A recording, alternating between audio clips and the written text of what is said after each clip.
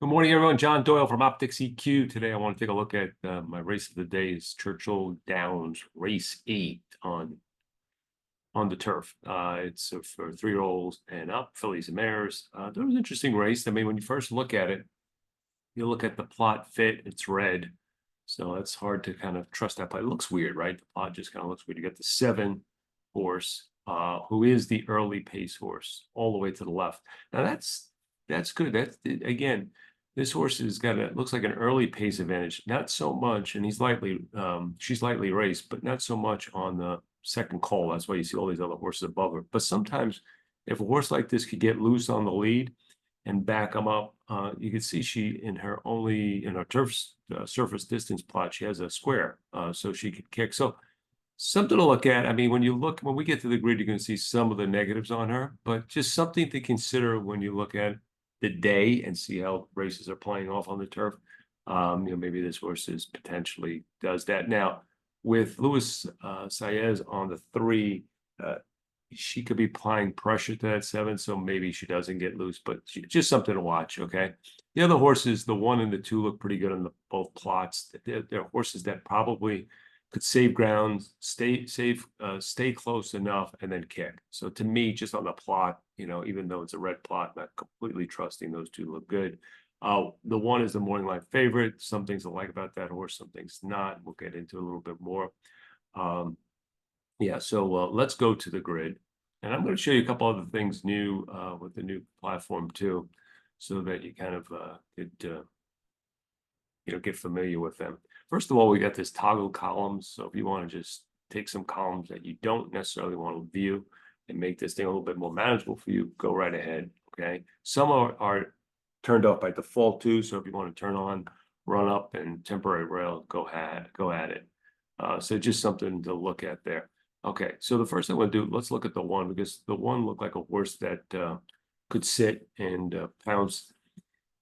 This horse ran huge breaking maiden, but again, it's breaking maiden. Okay, so you got to take that into consideration. This is a first time versus winners. The one thing though, when we look at optics, we'll consider horses upgrading to the next level when the horse does earn something like a B plus. And you see sometimes when you see a keyword like grit, I mean, this horse showed something. So this is a horse, Brendan Walsh horse, that could be on the improve, could have gotten to the next level. It's just hard with a horse like this, breaking made him to take him as a favorite, especially if he's going to be shorter, around 5-2 or shorter than that. If you scroll over, you can see horses above on speed, so relatively above on speed, average on the plot, and below on class. That makes sense, right? But again, we upgrade the class a little bit with the grit and the B plus. Logical contender. Just don't know if that's going to be my best win play with that if the odds are around there. Now, if this horse floats a little bit up, consider this horse. The 2 is the other horse I thought looked good on the plot, and this one's 6. She's 6-1, and she had a better than looked effort last time. The time before she got flow. Okay, so again, I think she typically runs from a little bit further back. You can see on her run lines, but I think she might be a little bit closer, and she obviously has the kick. You can see all the kind of light green speed numbers, and what that means, they fit today's range. Okay, the Optics figure range, which is 83 to 89. So she's fast enough. When you look over here, in terms of her speed, she's above relative speed for the race, well above on the plot, and above on class. A horse like this at 6-1, not too bad, not too shabby, right? Let's look at the 3.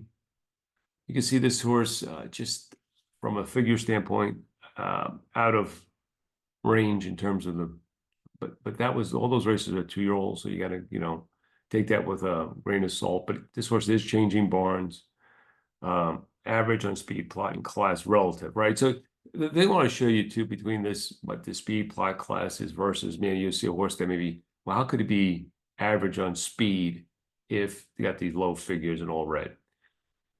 What we're doing with the speed plot class is comparing them to other horses in a race, not necessarily to a range or par or something like that, but relative to the other horses in a race. That's the most important thing. It's more important to do that than some benchmark, right? So Yeah, so what this tells me is that this horse is average, then probably this group is about a little bit below average in terms of quality versus maybe the standard for this class and level. Okay.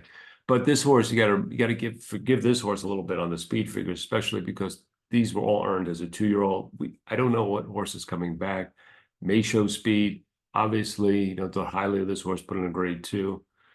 Um, you know, for me, I'm going to wait a race, but something to look at is the number 3. Number 4 is the kind of horse that fits above relative to this race and is 10-1 in the race. So that's a good thing right off the bat. Comes off a better than looked effort. Was against the flow last time. You could see the extended note. That was the first time off a layoff.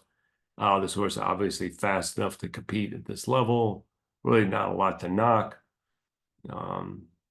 This horse is worth consideration both on the win and in the exotics at a decent price. So wings like eagles.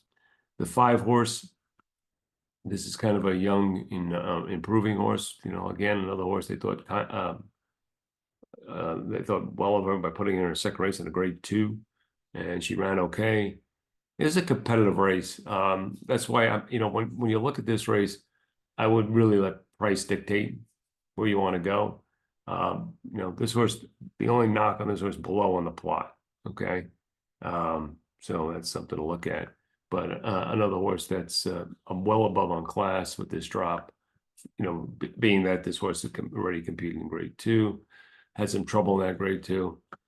3-1, like I said, there's just so many options here. I think you want to really let price dictate. I thought Call Me Tony, not necessarily for the win, but a horse that you might consider for exotics. Last time out was on dirt. This horse does not want dirt. It was raining during the race, bad tactics. So, you can really weather, you can cross that race out. 2 back, better than look at Keeneland going very long. Before that, bad tactics, traffic, but still closed. It's a horse that maybe can get up for a piece, a little bit under the radar. It's got some close. I think the plot on surface and distance looks a little weak. But that could be because of some of these races that Call Me Tony's been competing at have been longer, like marathons and stuff like that. So not sure about the distance, but going to try this distance again. It's been a while, and maybe this horse is matured enough. Maybe she gets a better trip.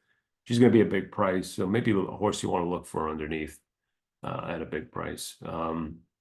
7, you can see this horse is kind of below on all the categories. The 8, another horse, well below on speed, plot. Just below in plot.